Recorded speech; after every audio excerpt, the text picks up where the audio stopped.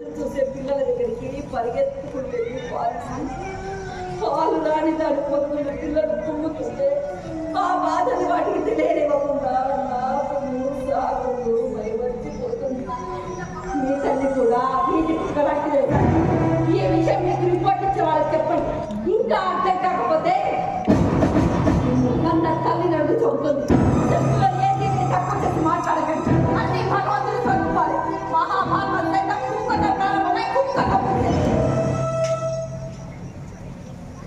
కుక్క కుక్క ఎంత పెద్ద ఉపన్యాసం ఇచ్చినాయి ముసలి. నా లెక్క కరెక్ట్ అయితే ఈ ముసలానికి ఈ పాటిగా ఉత్తమ ఉపాధ్యాయులు అవార్డు వస్తున్నాయి. మీలాంటి ఆఫీసర్లకు ప్రమోషన్లు అవార్డులు వచ్చినట్టు ఇవి కూడా ఆగిపోతుంటాయి సార్. అయినా సమర్థత ఉన్న వాళ్ళకి ఎలా వస్తాయి సార్ అవార్డులు? అవి కూడా ఏనాడో రాజకీయం అయిపోయాయి. కాదంటారా? కాదనగలరా? ఆపుతావా? అయినా ఇప్పుడు ఇప్పటికి కొత్తగా వచ్చిన సమస్య ఏంటో నాకు అర్థం కావడం లేదు.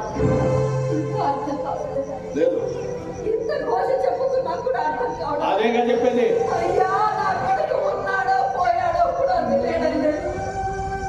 వాడి రాక కోసం ఎదురు చూస్తే నా కొడుకు ఏం చెప్పమన్నా ఏం చెప్పాలని